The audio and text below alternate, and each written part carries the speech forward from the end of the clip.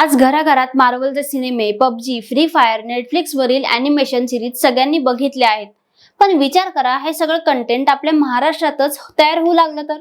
येत्या काळात आपल्या राज्यामध्ये 2 लाखांहून अधिक नोकऱ्या, हजारो स्टार्टअप्स आणि कोटींची गुंतवणूक येणार आहे.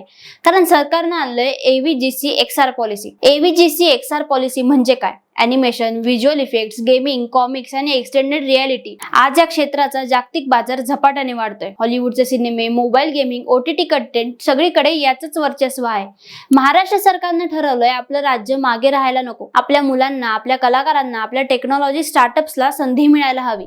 या धोरणांचे 3 मोठे गोल्स आहेत. 2 लाख नोकऱ्या निर्माण करणे, 50,000हून कोटींची गुंतवणूक आणणे, महाराष्ट्राला भारताचा एव्हीजीसी एक्सआर हब बनवणे. भारताच्या युवकांची पॉप्युलेशन जास्त आहे, पण क्रिएटिव्हिटी जॉब्स कमी आहेत. अजूनही मार्वल सारखी व्हीएफएक्स कामं, मोठे गेमिंग प्रोजेक्ट्स बहुतेक परदेशातच जातात. पण आपल्याकडे मुंबई, पुण्यात फिल्म इंडस्ट्री आहे. नागपूर, नाशिक सारखी मोठी शहरं आहेत.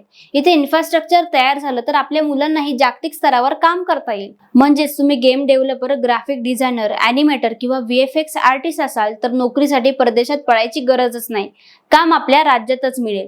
या पॉलिसीमुळे 50,000 कोटींची इन्व्हेस्टमेंट येणार आहे. 2 लाख नोकऱ्या म्हणजेच प्रत्येक जिल्ह्यामध्ये मुलांना नवीन करिअर ऑप्शन्स आहेत. फ्रीलान्सर, स्टार्टअप्स आणि इंटरनॅशनल कंपन्या महाराष्ट्रात येणार आहेत. शिवाय ग्रामीण भागातील युवकांनाही या ट्रेनिंग प्रोग्राम्समुळे स्किल्स मिळतील. थोडक्यात सांगायचं तर काय, महाराष्ट्र सरकारनं आणलेलं एव्हीजीसी एक्सआर पॉलिसी म्हणजे फक्त नोकरी नाही, तर क्रिएटिव्हिटी करिअर करण्याची, आपलं काम जगभर पोहोचवण्याची संधी आहे.